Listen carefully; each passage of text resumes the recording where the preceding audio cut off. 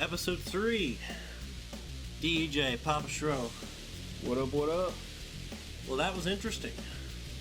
Indeed. A lot of good matches. A lot of really good matches.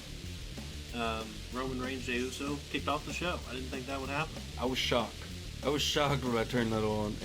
But it set the tempo for the night, I thought. Absolutely. I thought it was a great decision afterwards. Absolutely. Hey, let's dive into that match. We're going to review Hell in a Cell a little bit and talk about, just some random fun things today.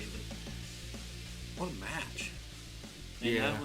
That was, I didn't expect that much out of it, but Jey Uso is a really good storyteller and something that I think has been overlooked his whole career. Well, obviously he's been a tag team his whole career, but now I don't mind him being a single competitor.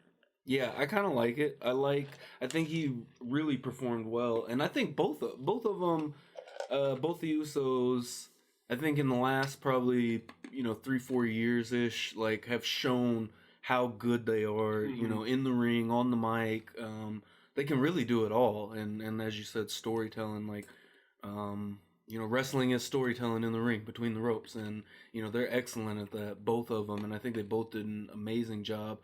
I thought that match was amazing. I thought probably the best match of the night.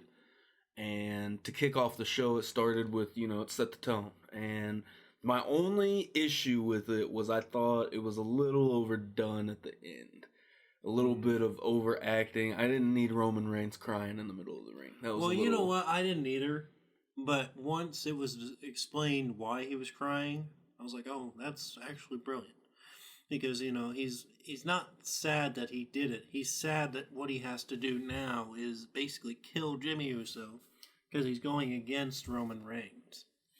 And now looking back on that, I go, well, actually, that's a really interesting touch on that. Okay, I feel you. Kind of looking at it from that perspective, I kind of feel you. Mm-hmm. Just in the moment, it was real cringeworthy. Yeah, in the moment. Like, what the fuck? That just killed all his momentum. But now that's exactly what I thought. I was like, how are you gonna have this big badass heel just sobbing in the middle of the ring? But look, retrospective, that it did add a nice little touch to the match. I liked when Jimmy came in, he threw him in the guillotine, and that's what made him say, "I quit." That was a phenomenal ending to that match. And what is the injury with Jimmy? So I guess he's injured because that's what I think he was. I don't know if they're using that as leverage for him being gone longer. Okay. With his out of wrestling issues, but I think they said it was his knee or something like that. Okay. But I think that's used as extra leverage just to kind of deflect why he was gone for so long. Smart. Paul Heyman's facials were excellent. Absolutely. And then after the match, the way he was looking at him, just shocked what he just did. And then they had the whole, they put the lay on him with the Wild Samoans up at the top of the ramp. Man, and I apologize for not knowing their names. I feel like awful I forgot with history, but, that was his dad up there, the Wild Samoans, I mean, I think that adds a new layer to Paul Heyman Roman Reigns. Because with Heyman Lesnar, Heyman was speaking for Lesnar out of their friendship. Now it looks like Heyman is working for Reigns basically out of fear of Roman Reigns. Yeah, and it makes him look like an evil mastermind. Yeah. And especially with now the plan with basically the Usos going to work for him as well. Mm-hmm. I think that's interesting, and I think it's a good touch. And I think that, especially when it comes to a heel, almost the more the merrier. Right. Obviously, the NWO is one thing, and having 57 people involved, but having two guys that are wrestlers plus a manager, like, I'm all for all of that. Right. Great way to draw heat, I think. Yeah, I think so. But I mean, I think you have to be careful with that. I think at some point you have to give the Usos the titles back. But I think it'd be the New Day and Usos Mm-hmm. for the 5 millionth time. Right. Supposedly that's the plan, is to put the tag belts on. Yeah. Is what I've heard is the plan with the Usos, and you'll have all your champions minus the IC belt. Yeah. I mean, so that set the tone, and then we had what? We had, oh God, who was next? Hardy and Elias? I want to say it was the next Hardy match and after Elias. I mean, I think so. I think that was, I mean, yeah. It's kind of hard to build off such a short story after a bogus story to begin with. So I wasn't a big fan of that match. I didn't really even watch it. Yeah, that one put me to sleep kind of. I watched on Sunday night after Sunday Night Football. I watched tried to watch the pay-per-view or Hell in a Cell, and I watched that whole first match. Now, for some reason on the network, the English was not working. And I watched it directly after, it had just got done streaming. Right. So I kind of just attributed that to, okay, there's some problem with it being uploaded or something. But none of the languages were right. I ended up watching it in Spanish, that Jey Uso and Roman Reigns match, which was phenomenal with the Spanish announcers. I can't lie, that kind of added to it. But then when it came to the Jeff Hardy and Elias match, I was done. And I watched the rest of it Monday morning. Yeah. I did too, but what was it? Miz beat Otis. Tucker turned on him. That, I don't know how I feel about it, and I haven't been the best at keeping up with what's been going on in the WWE for the last year or so, honestly. So I don't know too much about Otis and Tucker, and haven't seen really their progression. Right. That was kind of, I don't know. I feel like it just feels like a burial anytime someone loses the Money in the Bank, just because of the history of that taking place. Yeah. Kennedy and Corbin, and I don't know if there's anybody else. I don't think there's anybody that's lost it in a match other than those two. But man, the Baron Corbin thing, I still can't take Baron Corbin serious. Yeah. I mean, that's too bad, especially since he's from here.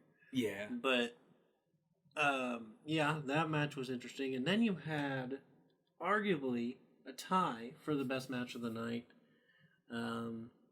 which I was surprised this went on next to last, but Sasha Banks and Bayley. Yeah. And they culminated that whole rivalry very well, I thought, inside Hell in a Cell. I absolutely agree. I think that it was a wonderful way to do it, and the way that, like we've talked about on the show from the beginning, is it had to be a knockdown, drag out, and that's exactly what it was. And like we were talking about, during the show, the storytelling was amazing in that match. I think I loved the fact that the whole chair thing. I thought that was really good storytelling. Her knocking it out of the cell as it lowered, and then the chair being reintroduced later in the match. And one of the most memorable moves to me, and I don't know why, but to me, the backbreaker on the chair, that is just such a devastating looking move to me. And yeah, they did well. I mean, obviously they've known each other forever, so that wasn't. And they've put on amazing matches. Yeah. I was trying to. I thought the touch at the end to make her tap with the chair. One, makes Bayley look strong enough, just because if it was a normal submission, she may not have tapped. Mm-hmm. Two, I think as a fan, I think everybody wanted Bayley to win, just because they know that Sasha's runs are not very good. I don't know. I'm disappointed that Sasha won, but I think at the end that's the best story. But I don't know where they go from here for that, though, because I mean, all of this led up to that. Now, where do you lead up to now?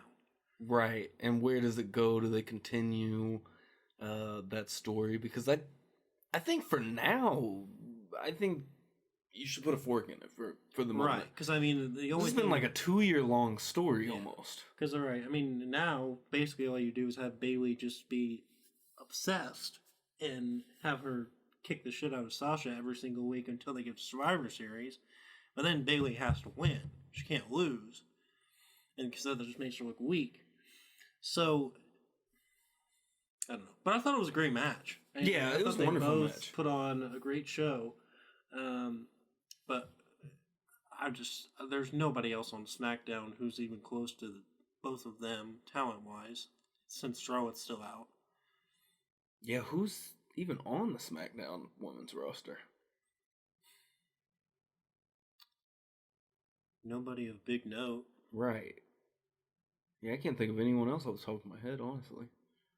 Now, I mean, if SmackDown drafted the SmackDown Tag Team Champions like they should have, they could have Shayna Baszler and Nia Jax, 2 heels, taking on a face like Sasha Banks. Well, and then with that, too, like, what the hell is the deal with the women's tag team championships? Right. So like, basically, you should have them hot brands, They still can, and they probably will, just because there's a loophole in that story. And I'd love to see Shayna Baszler, Sasha Banks. I think that'd be great. Yeah, absolutely. I almost wish that there was one champion again, like back in the day with the Undisputed Championship. Yeah. I thought I think that has been one of the most underrated and smartest moves that WWE's done, in the last 20, 30 years maybe. Right. Just for the simple fact of having, one guy at the top. We all know who the champion is. I do like the fact of, just when it comes down to, Survivor Series and us being right here, right now, I like the champion versus champion matches, and gives you interesting... Yeah, because who has matchups? It's Orton and Reigns. And I'm excited for that match, actually. Yeah. I think that'll be really interesting. And he mentioned Roman on Raw, saying that, Roman Reigns, he's not worried about Roman Reigns, he's not worried about The Fiend, he's not worried about, whatever. And it's produced a lot of really good matchups over the last few years. Lesnar, Styles, Lesnar, Bryan. Mm-hmm. So it does give us really good matchups. But I liked the Undisputed Champion back in the day. I thought that was a cool take, especially on the brand split. Yeah, I didn't mind the Undisputed Championship, but I think it also kind of puts you in a hole of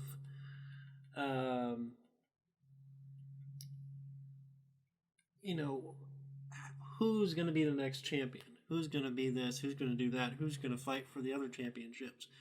But back then, you had so many top-of-the-line guys that it was kind of hard to decide who's the number one contender. So, I was okay with the fact that they split the titles just because there were so many guys that could be the undisputed champion.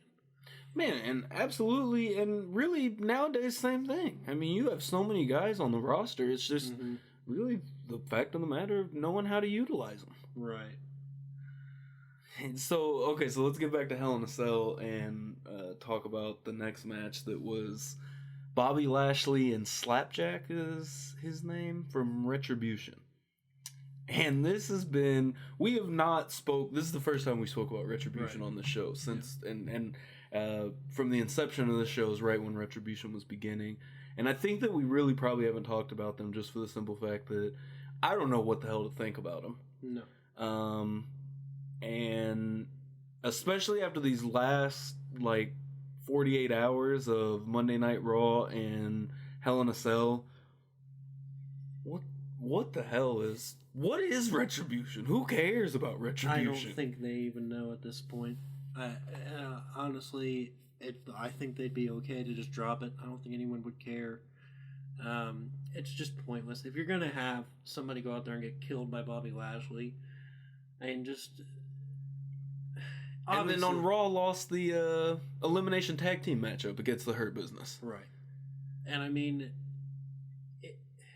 if you're gonna give him an entrance that's lights out and has the solo Retribution white on the screen, that's got to be a strong team, but it's not. Right. You know?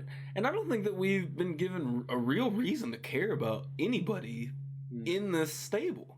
No. I mean, Mustafa Ali, he was, this is, somewhat of his, big push, or it was supposed to be, but other than him, I mean, really, who do we care about? Yeah. But we're watching the rerun of this match. This reminds me of, God, what does it remind me of? It reminds me of like a early 2000s Vince McMahon trying to form a heel faction and just grabbed a bunch of lower card guys and tried to make them a top heel organization. It didn't work. It's probably exactly what it is. This is exactly what this is. And you know what's funny? We just watched Slapjack's entrance from Hell in a Cell, and it makes me think of Sanity. Like a bad TNA knockoff Sanity. Bad Sanity. That's exactly what I'm so upset. Like, I feel like there's huge that WWE just sleeps on. I think Sanity... I really, really like Sanity. I thought that was a really good group. Nikki Cross, when she was just, the wild woman, and, Killian Dane, and Eric Young being the leader of that group. And I thought that was awesome. I think Eric Young is a really underrated wrestler. And well, I mean, he was the most experienced one. Absolutely. So he was going to be the leader, obviously. And yeah, I thought it worked. I mean, they had the intimidation factor in them. But I just don't think they had, the muscle to carry that on, or to just, if you're gonna, why? Right, Lashley is just ragdolling Slapjack right now. And what earned this guy a title match? I don't think this was for the title. It was. It was? Yeah. Okay. So what? Right. I mean, if this is this easy for Bobby Lashley, then why did he? And why would Mustafa Ali pick him? Because that was the big part of the story was on the kickoff show. Mustafa Ali named Slapjack to be the man that's challenging Bobby Lashley. Right. Why not just have Mustafa Ali versus Bobby Lashley? Well, you don't want to. I don't know. The only way I can explain it is you don't want to give away your top guy to. But, I mean, it's a pay-per-view. Yeah. It's a pay-per-view. Why was there not more build-up? I don't know. I mean, this is such a 2005 gimmick guy that it takes you back to a place where wrestling was not very great. And he doesn't even know how to pin correctly. Yeah, this was bad. This was one of the worst parts of the show, and I honestly don't really remember even watching. And I mean, look at him trying to get it. Like, can you not see in your mask? Like, look at him trying to do these headlocks. I know Bobby Lashley is huge, but that might honestly be a problem. And you know what? That's hilarious because that reminds me now, thinking of Jey Uso. And I want to go back to that match for a minute to talk about all of this because this is a lot of what I was thinking while I was watching it.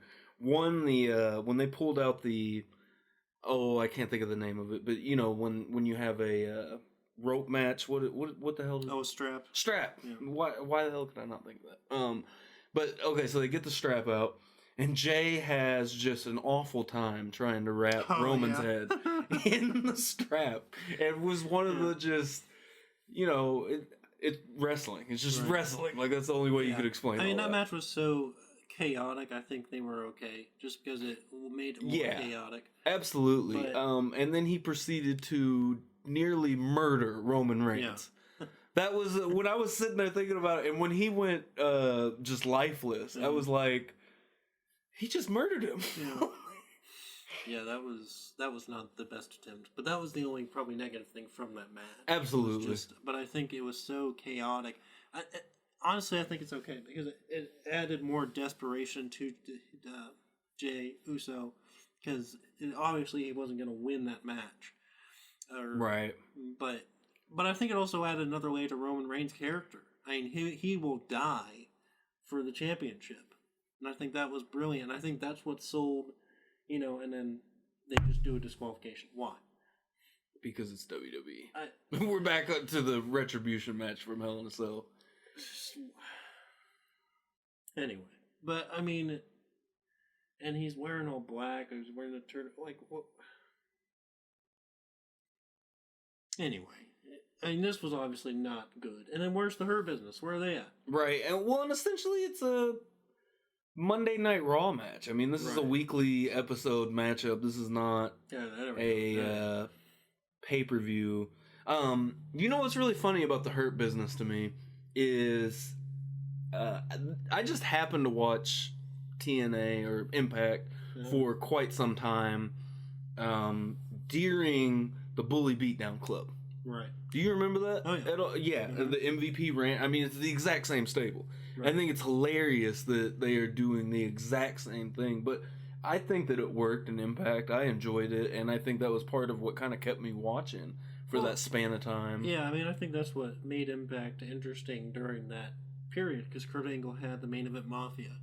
You know, so I think they were just trying to pair up different guys, but I like the Hurt Business. I mean, Shelton Benjamin, you know, shouldn't be in very many matches at this point of his career. Mm-hmm. But, you know, he still should be a part of the show every week.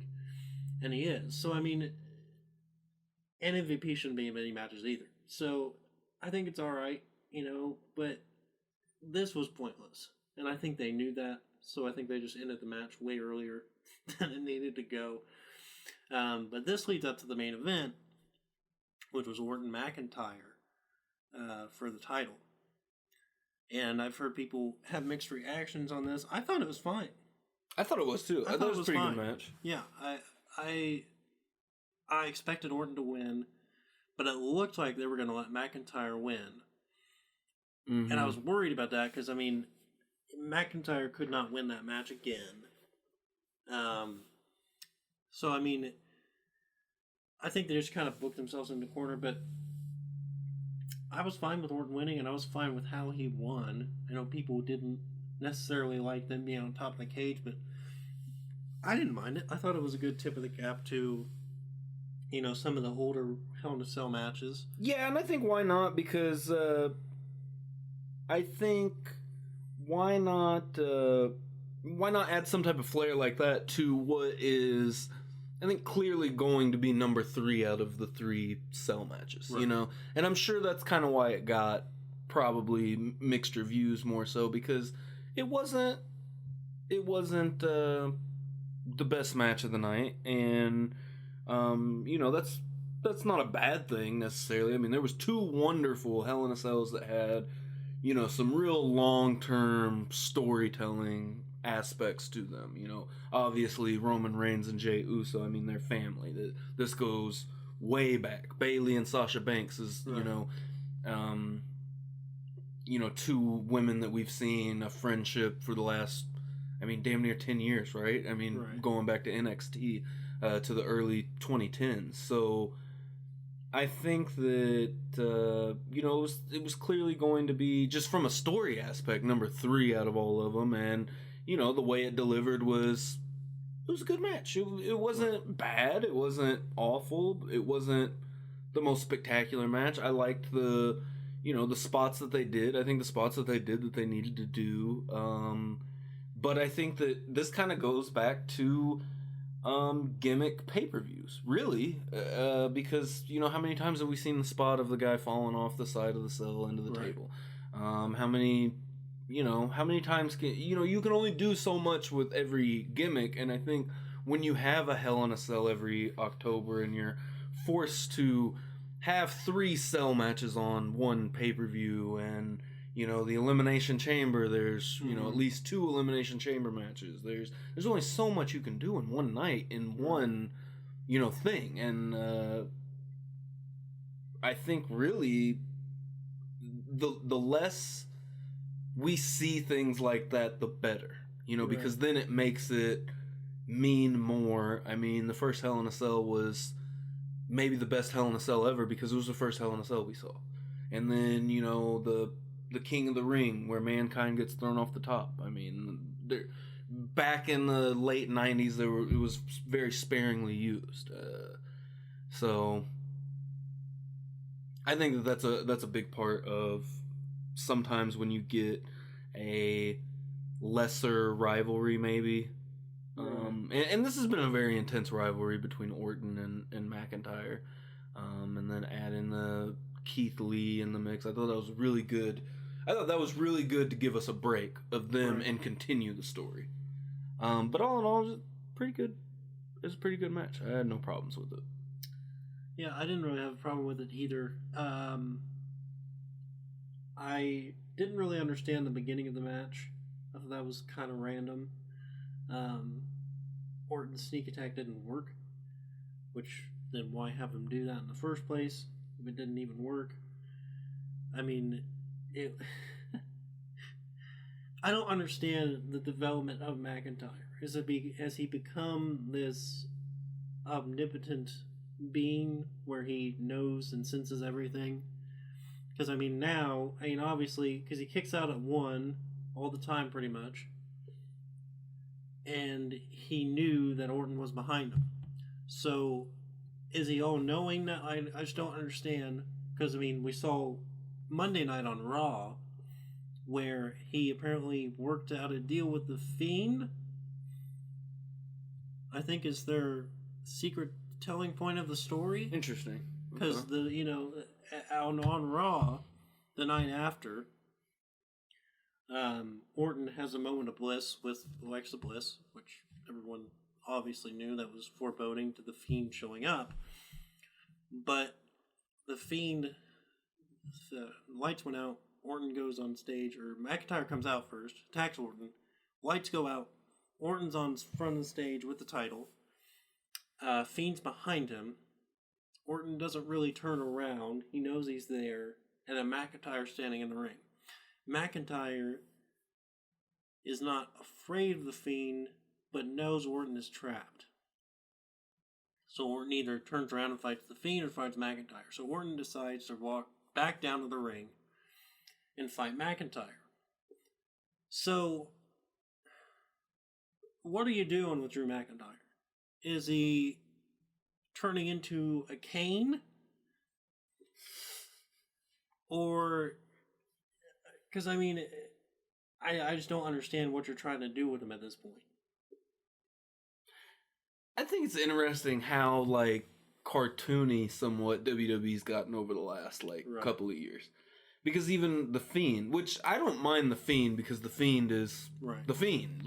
He's supposed to be this crazy character that kicks out of one. And I don't like it with Drew McIntyre because I don't know. It doesn't make sense, and I feel you. It's just kind of confusing. What is this guy just, all knowing? Like you're saying, I think the big thing is just they want him to be as over as possible and to seem as great as possible, and that's awesome. But there's also other ways to do that. You don't necessarily have to have this this guy has a sixth sense and is some kind of crazy. He's the Scottish psychopath. So and I get that. And make him a ruthless. If anything, to me, he would almost be best with a Triple H-esque type of persona, if that makes sense. The cerebral assassin. In those days when he was real, go get the sledgehammer or and just a vindictive, in a vindictive way. He can be a face or a heel, whatever you need him to be, and still have this, cold-blooded attitude toward, his opponents and things of that nature. But I like Drew McIntyre, and he's definitely had a wonderful WWE Championship reign. But yeah, I feel like aspects like that are a little bit interesting because I noticed that during the match when he it was late in the match and he had a 1 count kick out. Because watch this here. How are you not taken off guard by that? Right. It's obviously Randy Orton. And we're watching the beginning of the match where he turns around, counters Randy with a surprise attack. I don't know. I didn't really understand the point of doing that. If you're going to give Randy Orton, I understand McIntyre's much bigger than Orton, but if you want to give somebody the upper hand, give him the upper hand. Especially in Orton's case, because he's the Viper. He's, the apex predator. He's supposed to be a sneaky, slimy, catch you with an RKO while you're not looking. Right. That's his whole persona. I mean, the last 10 years. So, I don't know. Anyway, I thought this was a really good pay-per-view. Yeah, all in all, it was definitely very good. Especially from what we've seen the last, couple of months. We had, Clash of Champions, Payback. Right. I guess SummerSlam in there. Right. Yeah,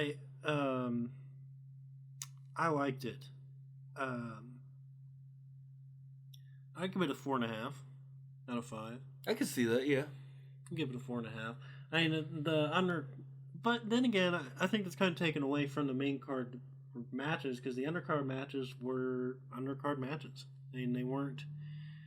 I would give it maybe. I'll settle on a 3.5, and the reason why I say this is because. No, I'll give it a 4. No, I'm sorry, I'm thinking out loud right now. But I'll give it a 4. What takes really away from it, I'd definitely say 4.5. If, the Retribution thing was silly, laughable. Jeff Hardy and Elias served no purpose. Right. It just continued their rivalry. We saw that on Monday Night Raw, where Elias had his match with Keith Lee. Jeff Hardy comes out, hits him with a guitar. And Jeff Hardy got hit with the guitar earlier in the night by Elias, so now they're just trading guitar hits, and it almost reminds me of Shinsuke and AJ from WrestleMania 34, where, they went a whole month of just trading dick kicks. I think that's kind of, I don't know, I get it with the whole Elias thing because, the guitar thing, and it reminds me of Double J back in the day. Yeah, it does. Which is cool. I've always enjoyed the guitar hit. I mean, it's nice and, satisfying when you see somebody just get hit and a guitar explode. And it looks like, oh man, that hurt. So it looks good. But all in all, with those two matches, that kind of took away from it. And something that I just now thought about that I didn't even think during the show, which shows kind of maybe I don't care too much about the story and the rivalry, but the triple threat match we talked about last week. Murphy, Rollins, Dominic Mysterio. Mm-hmm. What happened with that? Was that on the pre-show, the kickoff show? I have no idea. Either it wasn't on there, or it was on the pre-show because I didn't watch the kickoff show,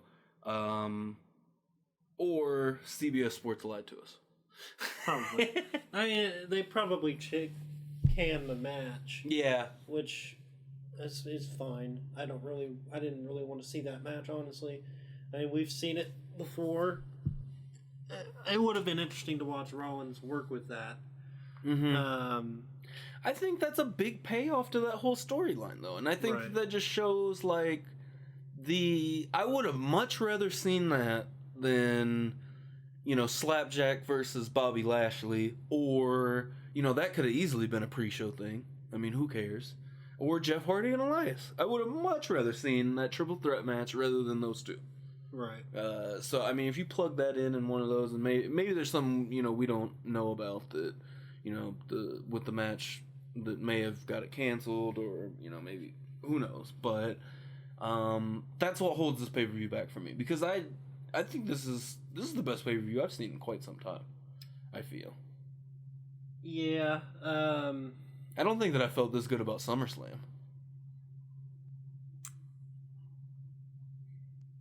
I liked SummerSlam just for the fact that Roman Reigns came back. Yeah. I thought SummerSlam wasn't bad, but this has probably been one of the better ones this year for sure. I think if they have these matches just in-ring matches, they're not as good. So obviously the Hell in a Cell helped, all three of the main card matches. But, oh no, yeah, like I said, 4.5 for me. I thought it was interesting because I was thinking about this the other day. If you had to book a match between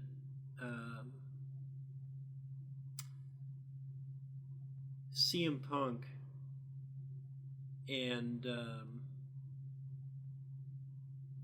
Daniel Bryan, how would you do that? Interesting. So what?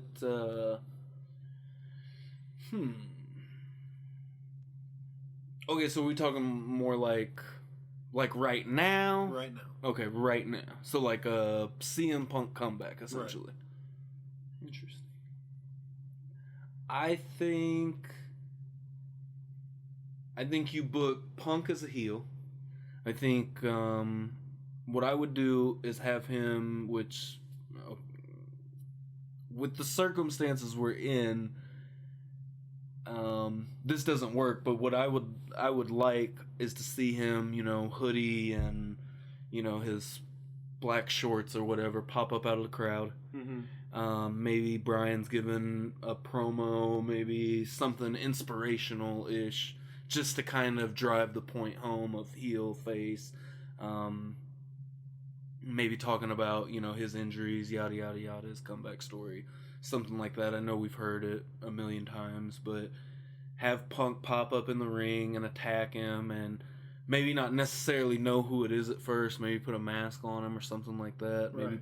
Maybe play off of Retribution and have him come out like looking like this slapjack guy that we saw, or something to that effect. That makes me think of when people would attack people in Sting masks back in the day. Right. Hell, put a Sting mask on him, whatever. Have him pop in and attack Brian, and real go after the neck type of thing, and maybe not even speak to the crowd the first week. Reveal his face. So like a Jericho thing when he came back. Yeah. And then have him come back and kind of just run down the WWE universe and, tell him exactly how make it feel like a shoot almost. Mm-hmm. Make it feel like he's not necessarily coming back to, because there's not a title involved. Or let's say there's not a title involved. So make it feel like he's not back to win the WWE title. He's not back. He's back to, hurt people and get payback for all the years that he missed, all the money he missed, all the and maybe even bring Paul Heyman with him, right? Just to drive home the point of this is my manager, he's gonna get me the best contract possible. Maybe almost play on the how they did with Roman Reigns, where he didn't sign the contract to the last second, just as in a fact of like a holdout for more money. Like WWE is, everybody in this crowd wants to see this. They want to see me in the ring, whether you like me or not. And Vince McMahon is gonna pay me. Triple H is gonna pay me, type of thing. And that's actually a good point, because his biggest beef was with Triple H. Mm-hmm. So he has to be a part of that story. Yeah. So do you bring back Triple H to wrestle him after Daniel Bryan? Maybe. I don't hate that. I like that, but it has to be one match. It can't be like 5. Absolutely, has to be one off, like a WrestleMania match. And maybe that would be the perfect setup, because, and granted, I don't necessarily I hate when they take a big pay-per-view match and turn it into a story essentially where it's not. But with that, I don't hate the fact that maybe Triple H gets involved in the Bryan Punk match. Maybe you have a match at the Rumble to set up for the WrestleMania match for Triple H, and have CM Punk winning the match and really messing Daniel Bryan up. Some back and forth there. I definitely see them as very equal wrestlers, from a fan standpoint. And then I wouldn't want Triple H to get involved himself necessarily. Maybe he hires a crooked official or something along those lines, of maybe even like a Montreal Screwjob-ish, where he rings the bell prematurely on a yes lock or something like that, to set up what would have to be, I would think, like a street fight or something at WrestleMania between Triple H and CM Punk. Right. Yeah, I agree. It'd have to be WrestleMania. I think the interesting part about that would be, maybe threaten to injure Daniel Bryan. Maybe threaten to end Daniel Bryan's career. Mm-hmm. Kind of like Batista did with Ric Flair. That baited Triple H into the match. I mean, obviously you can't really... I don't know. I guess you could. But once you get past Triple H with CM Punk, where do you go from there? Do you give him Roman Reigns? Because I don't see Roman Reigns losing the title anytime soon.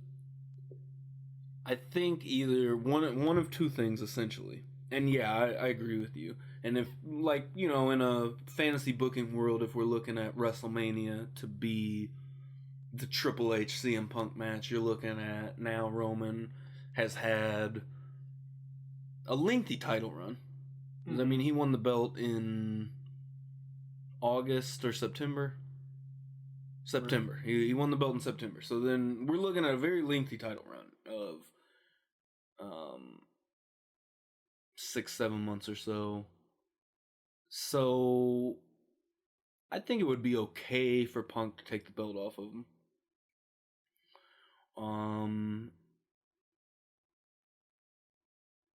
Or maybe he goes for the WWE title. And, who knows what's going on with that at that point. Right. But I think that it's got to be either that and like that's it. With Punk, essentially, you have the Bryan match, you have the Triple H match, and done with it all, essentially. Or maybe give him some time to recuperate, because I would think that Triple H CM Punk to me would almost have to be a Cactus Jack Triple H type of street fight. Like it's got to be a rough match. Both of them are going to be, bruised and battered from this match. They hate each other. I mean, and especially in the kayfabe world, like, they hate each other. And they don't like each other in real life. So essentially, then that poses the question, if we're involving Paul Heyman with Punk, how does Paul Heyman fit in with Roman Reigns too? And then at that point, Paul Heyman needs to convince CM Punk why he wants to win the WWE title. Because Punk is back for vengeance. Punk is not back to win belts or be the greatest of all time anymore. He's just back for vengeance on WWE for what they've done to him. Which also could be an interesting story, like, line to that, is of Paul Heyman like a promoter, essentially. Right. I have these two wonderful wrestlers. One of them has a belt, let's put them together and essentially, like, bring them together and say, I can make both of you more money than you would ever, and put it on of, like, it's a prize fight. It's a huge event in which you would probably have to hold out for, like, a SummerSlam. That would be the next big pay-per-view, and I think that story could take up quite a bit of time. And I don't think that... One thing that bothers me so much with WWE is long-term storytelling, because as a fan, okay, maybe it sucks to not have a title match on every pay-per-view, or not have this or that, or, like a title change, or, we want to see this guy be champion, but we also want to see this guy be champion, Not everybody gets to be champion, like it's not a pass around type of deal. And I think that with long term, to get the validation and just the feeling you get from a long term story paying off, even just like with Sasha and Bayley, right? Like that was a huge payoff, and I think that that's really missed a lot of times, and so much short sight that WWE misses so much long-term payoff, because that is so much better than, a little short-term payoff. Yeah, I mean, it's going to be kind of hard to um,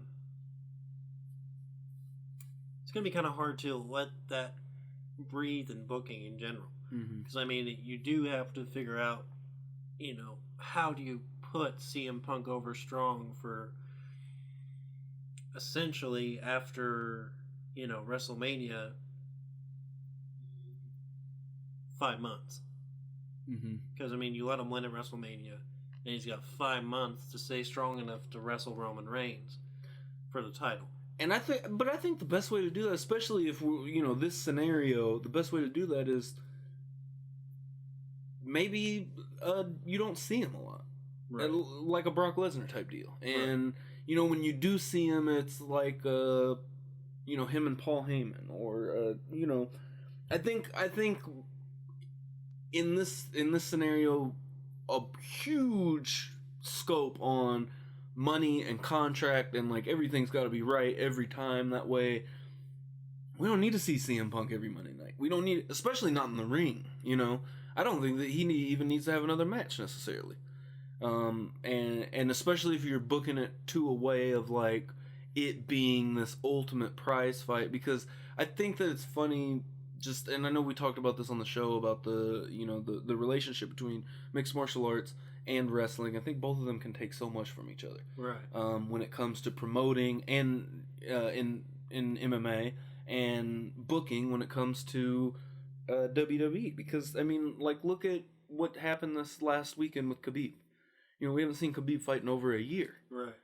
Everyone's ready to see Khabib fight. Right. Everyone was excited for that fight. And or a Conor McGregor, and at with CM Punk, he is in a different stratosphere, I think, when it comes to at least the WWE universe, of like the way that we view him. He is this huge anti-hero, and I don't think that he needs to be necessarily a week to week, especially like, because I think the biggest complaint with Brock is that he holds the title off TV. Right. And at that point, you don't have a title involved. Roman can keep doing his thing, and essentially put it on the back burner and let it, wait till it boils. Kind of have an underlying storyline toward the build up, and then once we get the payoff, and even if it's 5 months, from WrestleMania to SummerSlam, Right. that's still huge, and I think you could even go, I mean, look at Rock and Cena. We went a whole year of build for that. Right. I think you could even build that from WrestleMania to WrestleMania. And I mean, how long of a title run is that now for Roman Reigns? I mean, that's over a year and a half. Yeah. And I'm not against that. I think that we need more title runs like that. Right. We need long-term title runs. Right. And that just makes you feel like the belt means that much more. And I don't know. I mean, just like, again, looking across at MMA, it doesn't hurt anything when a guy holds a belt for 3 years, or it strengthens everything. I mean, then again, now in the kayfabe world, you're looking at guys that aren't getting their chance and aren't getting their run. But you've been telling me for 10 years Roman Reigns is the guy. Yeah. Let him be the guy. Right. Yeah, I mean, you're basically right. You have to let somebody who you've genetically enhanced as a star, let him be a star. Mm-hmm. And I think they're starting to do that now. Because the last, 2 months, basically, have been spectacular by him. And like I said at the very beginning of the show, Paul Heyman's facials in the whole match, and I think I heard him telling Roman Reigns, "Don't do this," at one point. He never said that to Brock Lesnar.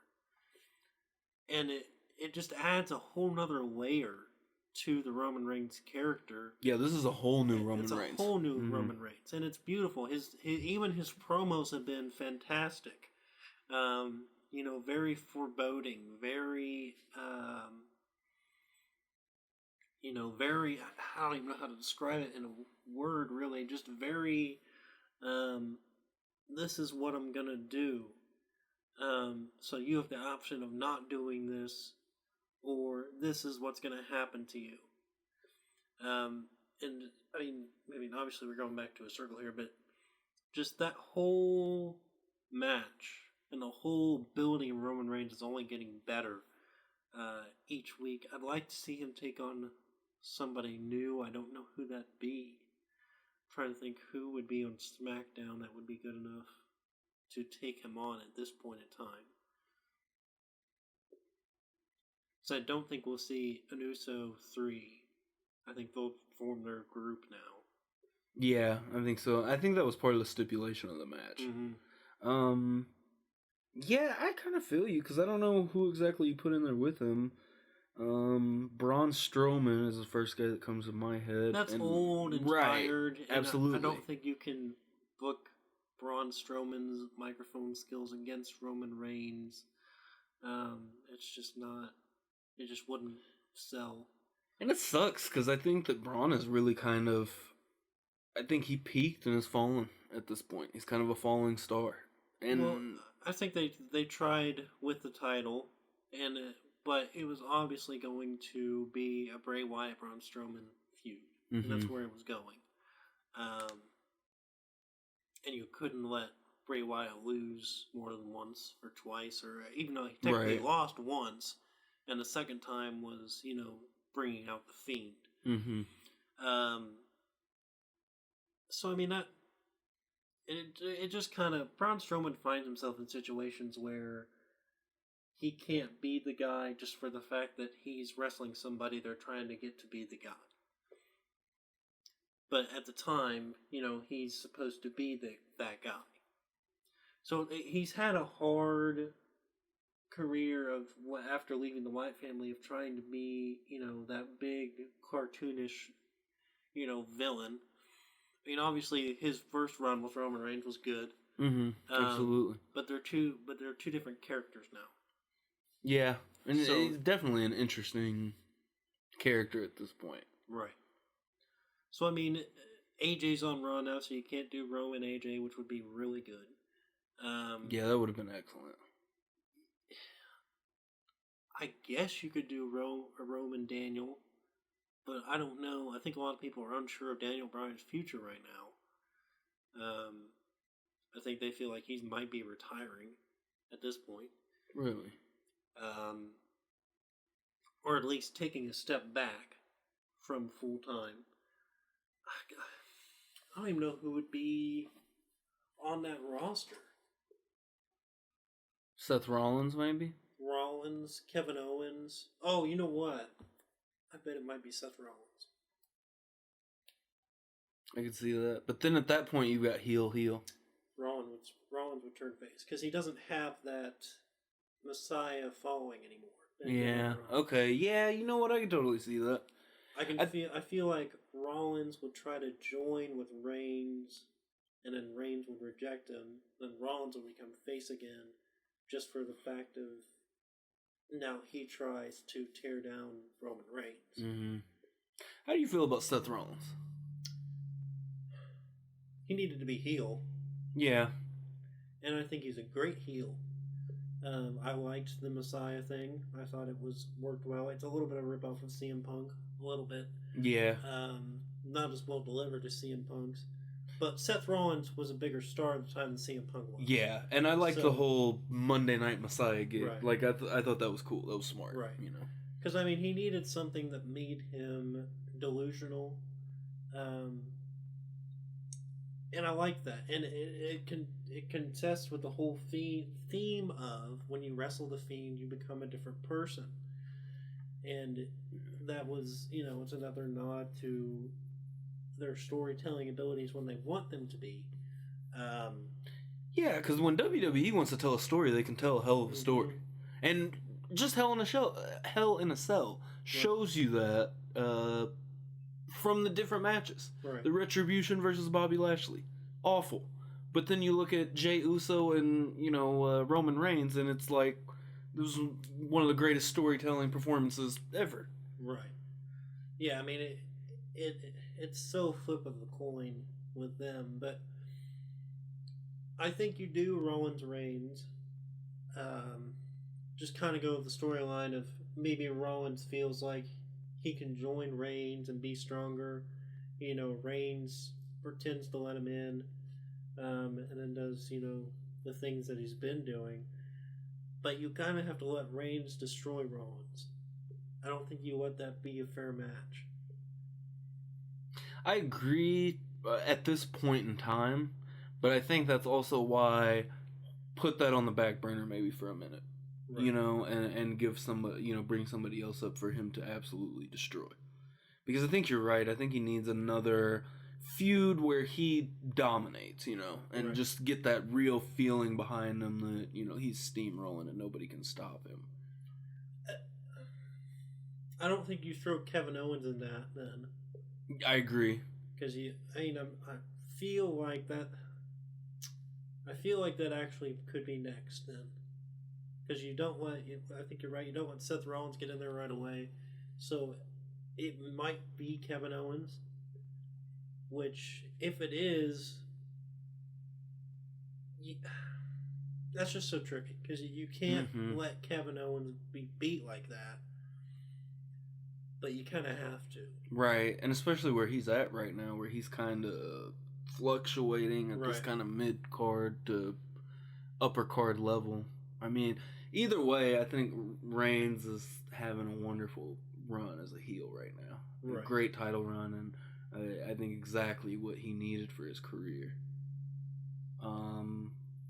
So one more thing that I wanted to talk about before we get to the end of the show is WWE posted it on their Instagram, and we shared it to our Instagram, and I put up a poll of Red Cell or Classic Cell. How do you feel about the Red Cell? I think we all know everybody's answer to it because it was a unanimous vote on our Instagram of Classic Cell over the Red Cell. Yeah.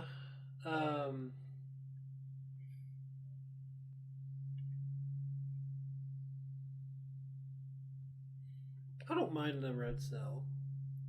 I mean, I do like Classic Cell more. But I don't mind the Red Cell. I think it was hard for them to sell the fact that they were, injuring themselves on the steel. So they made it more of a darker color to give away that fact. I don't know. I think I like the classic setup more. It's kind of hard to dislike, the gray cell. But they used to have, the blue steel cage. That's true. Which I did not like at all. Really? I kind of like that. I didn't really like that. It made it look, cheap. The red Hell in a Cell doesn't look cheap. I'll give you that for sure. For sure, especially looking at it right now. I mean, it doesn't look bad. And to me, I feel like the first time that they did that, it seemed like it was harder to see. And I didn't feel like that this... I didn't feel like that either. Yeah. Was last year the first year they did that, or was that a couple of years ago? I think they did it a couple of years ago. Yeah, because I think Sasha and Charlotte was in a Red Cell. Yeah. That's been a few years since that. Yeah, I don't mind. I feel you. I don't necessarily mind the Red Cell. I guess I don't care. I mean, I don't know. It is what it is, I feel. It just adds a different layer to the match, I think. Yeah. So yeah, I mean, I don't mind it. But everything, I think, watching it for so long, I think, a lot of the classics are more appealing to the early mid-2000s fans than the late 2000s people, for sure. One thing I wanted to add before we end it, Alexa Bliss adds more stuff to her Fiendish thing. Now has the contacts, is now fully in with the Fiend, I suppose. So where do you take her? Where do you go from here? Do you add another person? Do you give her a mask? I think I hadn't even thought about that. I think her with the mask would be pretty cool. I think that would be too. That'd be interesting. But I like her as more a valet type thing. Right. Like, I don't think she needs to wrestle in this role, and I think it's a perfect role for her because I know she's had her injuries and she's had time away from the ring in the past, and I think a perfect way, save your body and keep doing this role because it works in this light. And I think as of right now, the answer to your question for me of if you add anybody else, I don't think so. Not right now. I don't feel like... Not right now. Right. Yeah. But I just mean, I guess, for future reference, I don't think in the future you add anybody to this. Right now, that's how I feel. Maybe in a month or two I'll feel different. But I think that this is a perfect dynamic. I think that it's perfect, and the only thing with this, though, that it feels like... I guess we've moved on from the Braun storyline, but... I don't know, I just think that's an interesting... I think there's still a little bit of untold story to that whole Braun, Bray, Alexa mix, if that makes sense. And I like the fact they didn't beat it into the ground and that it ended up ending where it did, but I also feel like there is still some unexplored to that story because Roman just ended the story, essentially. Right. Well... just because that was somewhat of a, I'm using air quotes, love interest for, like Braun and Alexa at one point, during that whole mixed tag team challenge and stuff, how they were kind of playing up that they were, going to be together kayfabe-wise, and then that's kind of how she got added to, be an extra layer to that story. And I guess that's why I feel more so like there's a little bit unexplored just between the three. And maybe I'm wrong. Maybe I'd hate it if they continue to do any of it. Yeah, I don't see much left for them other than Braun joining them. Yeah. But I don't know if I want to see a Wyatt reunion either, though. But what if it's in the same light and you give Braun a mask? A fiendish mask, and he's somewhat of like... just thinking of that makes me think of Bane from the Batman. Yeah. Was that Batman and Robin, I think? Yeah. Anyways, terrible movie, but just like that makes me think of that. But to have just like this... imagine the Fiend already being the Fiend, and then also having this huge, insane, monster Braun Strowman that goes and does all of the beatings for him. Yeah, I guess it'd basically be the same thing as the Wyatt family, pretty much. I wouldn't mind it. I wouldn't mind him joining them at some point, but I agree. I think it's too early. I think what you have with Alexa Bliss is good. I'd like to see if they actually give her a mask. Yeah, it'll be really interesting. Because they already gave her the whatever, The eyes, when her eyes turned red last night. So, I don't know. I think you give her a mask, and I think you have to give her the title then. Absolutely. Yeah, I think you absolutely have to give her the title. Asuka holds the Raw Women's belt right now, right? Mm-hmm. And there ain't nobody on Raw. No. And then, they could both, run roughshod through Raw. I think that the only thing about the Fiend being in the title picture that worries me is them kind of... I liked the how they pointed back to their feud around when the Fiend held the belt and Orton took it from him at WrestleMania 33. I like that they pointed back to that, and he burned down the shack or whatever. The house, yeah.